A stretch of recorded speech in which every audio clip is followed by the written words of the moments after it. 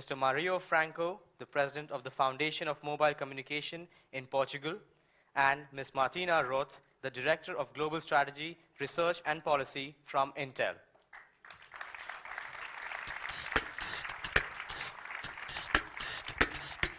Thank you very much and welcome on stage. So, Mr. Franco, I heard that in Portugal, you and your Foundation for Mobile Communication have been very, very successful in implementing the eSchool Magellan Notebook computer program, which makes one computer available for each child in Portugal and some other countries. So, has education really been brought to all? And what are the effects of, giving technology to everybody? Well, we are very proud with the fact that in Portugal we are the first country in the world where every student from 6 years old until 18 years old have access to their own laptop and internet access. And we also made a big investment in other aspects of the schools and teacher training and content, and the impact is Portugal now come from the lowest part of PISA, which is the education benchmark, to the middle, and in special in the report on usage of technology for learning, Portugal is on the top of this, and that is the impact in Portugal. Okay, that's absolutely amazing. Thank you, Mr. Franco. Mr.? Mario. Okay, Mario. Thank you so much. Okay, Ms. Roth, you're from Intel, and Intel supports a 21st century education transformation program with about $100 million annually. So the special focus of this program is to develop 21st century skills. So I would like to know, what exactly do you define as 21st century skills, and why are they so important? Thank you. I think that this afternoon we were talking about it, that critical thinking, problem solving, especially collaborative problem solving, not individual problem solving, communications, creativity, innovation, those are the 21st century skills that we need from you in order to have then those future employees in our industry, but all over the society. And those specific skills that we are demanding, that we are looking for, we need already to be developed in the classroom, starting in the primary level schools, going up to the A-level and vocational schools. And we are very proud that we are working with more than 56 governments all over the world, and have just recently announced together with UNESCO the 10 millionth teacher that we trained in this program, because we all know that teachers are the ones that need most support in the classroom to exactly develop those skills. And as we are an ICT company, of course, we are also proposing the methodology together with pedagogues that we are working with together, the methodology how to make best use, effective use of technology in the classroom to develop those skills. And those projects that we see here, and those projects that we, for instance, are promoting in the International Intel ISA Fair, 1,400 from all over the world every year, those are the ones that we say are the projects par excellence that we want to see, others to follow.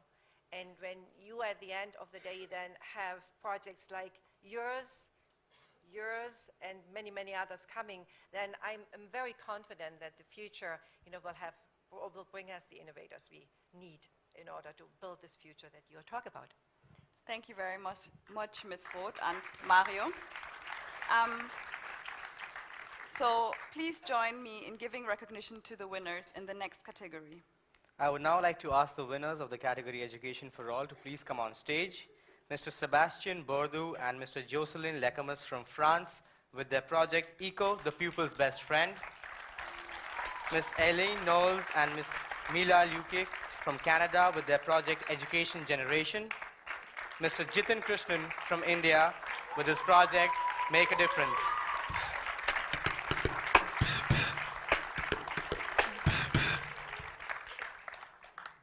So I would like the lauditors to help us, give the winners their certificates.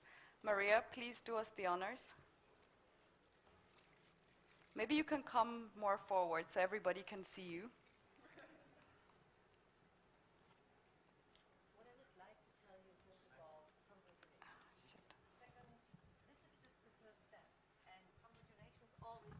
unrealistic expectations. Now, not only this audience is looking at you, in fact, the whole internet audience is looking at you to come up with something that is even more bigger, more exciting, and I will look at it. So I will really watch how your development is going, and I would be happy if you contact me for any support. But I think the most important is go out and do something wonderful. Congratulations. Thank you. Thank you very much.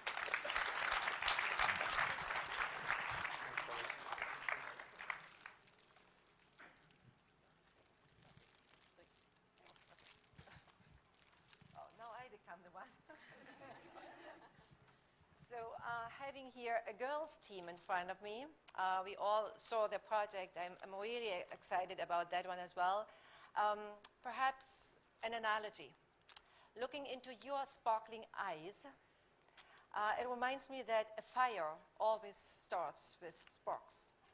So I wish you that those sparkling eyes always will spark and spread the sparks, into the audience and to all the communities you're going. So again, I would expect also from you wonderful things. And as you are girls, future women, future mothers, I'm just then hoping that those sparks will also jump into the eyes of your kids. All the very best. Congratulations.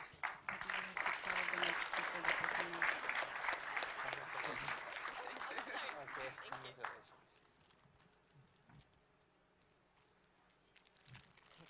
You want to say? So this is a kind of, sharing, collaboration. It's an alliance from private and public sector. Very good. So what I give you on your word, okay, think of the Olympic Games. And I would really think that is the same spirit here. It's about exaggerating. It's about going beyond the limits. And it's about doing something good for the world. Thinking of India, it's a huge country, and the country needs your help. So when you are the Olympic champion of the future, you will be not only coming back with a medal and inspiring others, you will actually change the world in your country, because the world starts with an individual. Thank you very much. Thank you.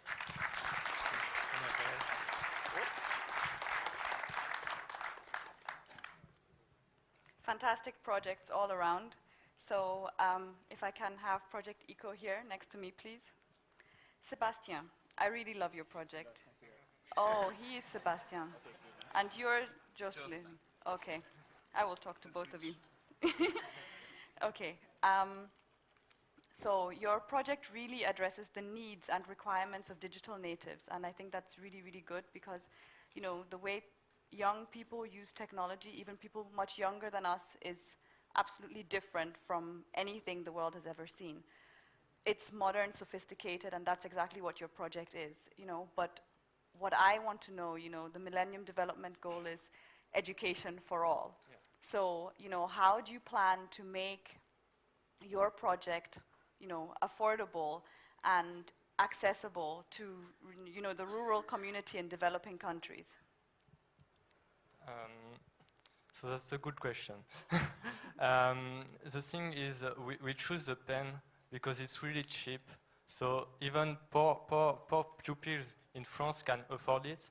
And we think that really soon, even in countries like South of Asia, Bangladesh, and other countries, pupils will be able to afford this pen, because it can cost like 10 to 20 euros. And what we are really trying to do is to build a community of pupils who help each other and progress together. So we don't need money for that. You just need internet. So. Okay, fantastic. Thank you very much. So I'd like the next project, Education Generation, to please come over here. So if I'm right, you have given 263 scholarships till date. And what we really like about the project is that it makes use of crowdfunding and micro-investing to provide education to the people who need it. So how many people do you need to donate $20 to double that number? So it's funny that you asked that question, because I'm not the mathematical one. But to me, more than numbers, we need people in the developed world that really come to understand the situation of those living in the developing world and start to see each other as equals. So I come from Ecuador, and I just happen to be living in Vancouver. And something that we heard a lot today was that it's not necessarily about numbers, it's about the intangibles. And in Education Generation, although in the surface we are looking at numbers, and that's how we convince our donors to donate to us, what we really care about is the quality of the education, the message that we give to our donors, and we definitely see it as our responsibility to properly represent the potential of the youth. So you've definitely asked the wrong person the numbers question, but to me what really matters about this project is how we tell stories about people and how sort of there's this TED talk that I really like that's called The Danger of the Single Story. And we want to stay away from being from the developed world right now to sort of spreading the message of need and putting forth a message of opportunity and potential. So how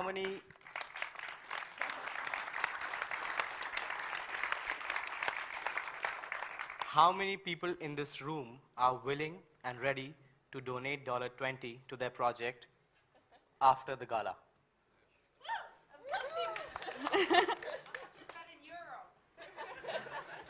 I'm not good with maths either. Maybe like 15. Yeah. 17. Okay, fantastic. Jithin, if you can come forward. You know, I really love about your project that you have been able to create a huge, huge volunteer base and manage it in an absolutely amazing and, you know, way that is so coordinated. You know, you have replacements for people that don't come, and people have to attend your meetings, and you have this software that does all these things. And I think it's amazing. So, you know, how long did it take you to perfect this model? Let's see. Any system that we put in place, it obviously has its failings. And I think what happened was, I remember the time when we had just started out, when we used to go to people and say, hey, we are make a difference, can you support us? And they used to say, you are young kids, you are in college, you will fold in 3 months. Okay, but the volunteers that we have, the sort of commitment that we have from our volunteers, we never did.